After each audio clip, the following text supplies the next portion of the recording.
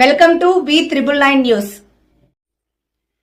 స్వచ్ఛ దివాస్ కార్యక్రమంలో భాగంగా తణుకు ఏర్పాటు చేసిన ప్రజావేదిక సభలో ప్రజలతో సీఎం చంద్రబాబు ముఖాముఖి నిర్వహించారు. చివరి రక్తపు బొట్టు వరకు ప్రజలకు సేవ చేస్తానని, రాబోయే 22 ఏళ్లలో ఏపీని దేశంలో నెంబర్ 1 గా చేస్తానని సీఎం స్పష్టం చేశారు. మళ్ళా నేను పైకి తీసుకెళ్లడం ఇది ఒక అలవాటుగా మారిపోయింది. ఈరోజు గుజరాత్ ఉంది, 20 సంవత్సరాలుగా ఒకే ప్రభుత్వం ఉంది. మోడీ గారు సీఎంగా ఉన్నారు, ఆయన కంటే ముందు కూడా గవర్నమెంట్ ఉంది. మళ్ళా ఆయన సీఎం కొనసాగాడు, ఇప్పుడు ఆయన పీఎం అయ్యాడు. ఆ రాష్ట్రంలో బీజేపీ గవర్నమెంటే ఉంది. దానివల్ల లాభం ఏంటని మీరు ఒక్కసారి ఆలోచిస్తే, ఎప్పుడైతే కంటిన్యూగా ఒక ప్రభుత్వం ఉంటే పనులు కూడా స్థిరత్వంగా జరుగుతాయి. దానివల్ల అభివృద్ధి కూడా సుస్థిరంగా ఉంటుంది. ఈ విషయం మనందరం గుర్తుపెట్టుకోవాల్సిన అవసరం ఉంది. నేను ఇక్కడ ఎవరికి సమస్యలు లేవన్నాం, చాలా సమస్యలు ఉన్నాయి. ఆ సమస్యలన్నీ కూడా మీరు చూస్తే ఈరోజు ఈ మీటింగ్ ద్వారా చెప్తున్నాను, ఈ ప్రభుత్వం నేను వస్తానే పేదల పింఛన్లు 3,000 నుంచి 4,000 పెంచాను. ఆ 3,000 కూడా ఎవరిచ్చారు?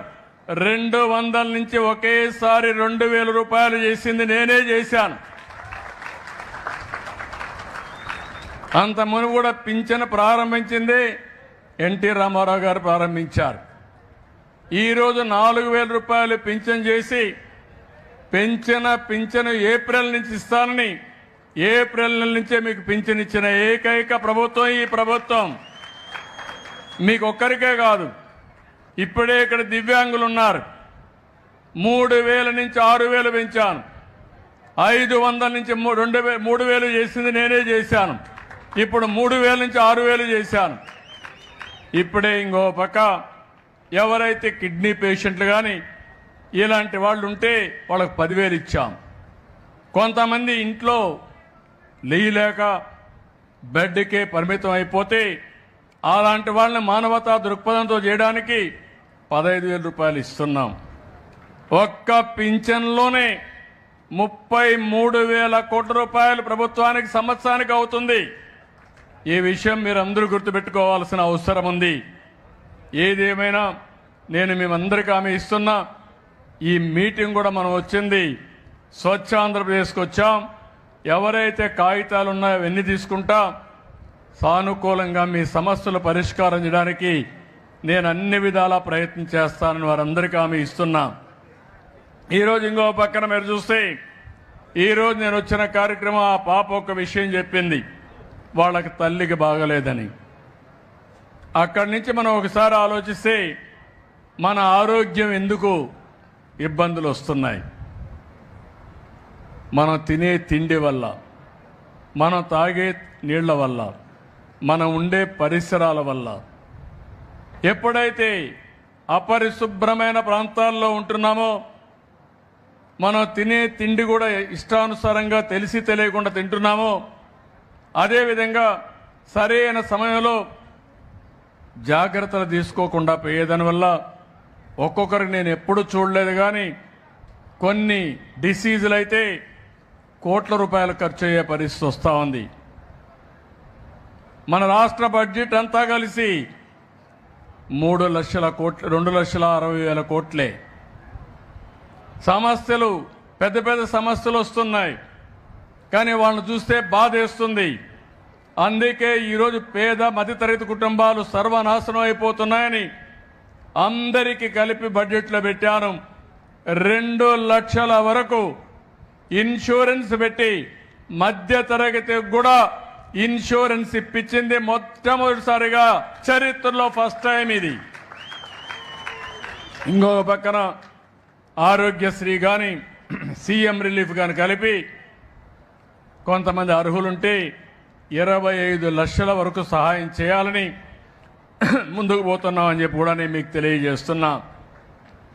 ఒక పక్క ఈ పనులు చేస్తున్నాయి. ఇక్కడ నేను వచ్చింది మీలో ఒక చైతన్యం తేవడానికి వచ్చాను. అది మీరు చూసినప్పుడు స్వర్ణాంధ్ర, స్వచ్ఛాంధ్ర 47 ఇప్పుడే మిత్రుడు చెప్పాడు హైదరాబాద్ మీరు అభివృద్ధి చేశారని. ఇంకొక మిత్రుడు గారు మీరు 78లో ఇదే రోజున మార్చిలో మీరు ఎమ్మెల్యేగా అసెంబ్లీకి అడుగు పెట్టారని చెప్పారు.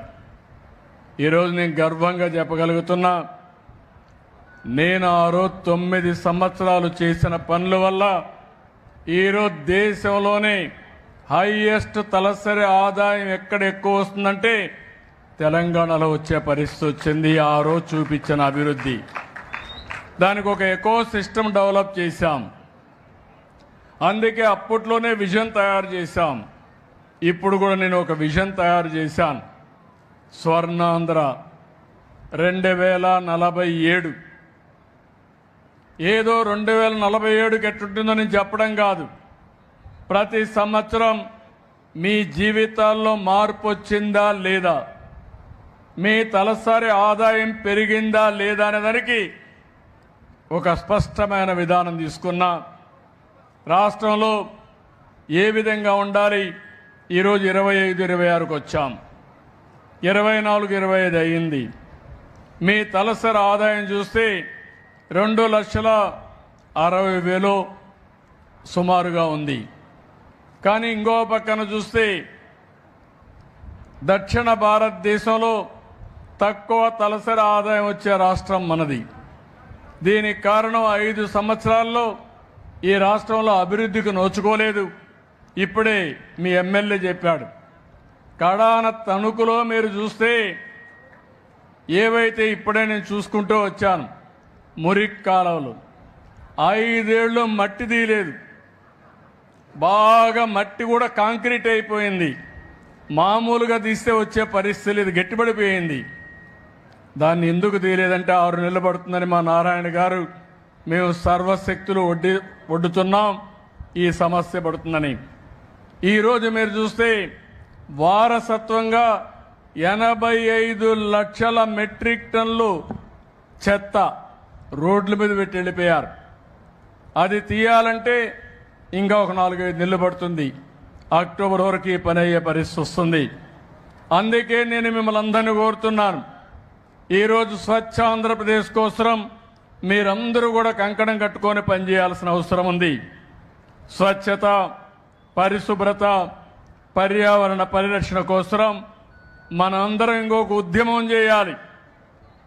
ఒక పక్క స్వర్ణాంధ్ర కోసం మనం ఉద్యమం చేస్తూనే స్వచ్ఛాంధ్ర కోసం మనం ఒక ఉద్యమాన్ని చేయాల్సిన అవసరం ఉందని చెప్పి కూడా నేను మీకు తెలియజేస్తున్నా. ఇంకో పక్కన మన హాస్పిటల్స్ కానీ, విద్యా సంస్థలు, మార్కెట్లు, రైల్వే స్టేషన్లు, పరిశుభ్రమైన భవిష్యత్తు కూడా ఎన్ని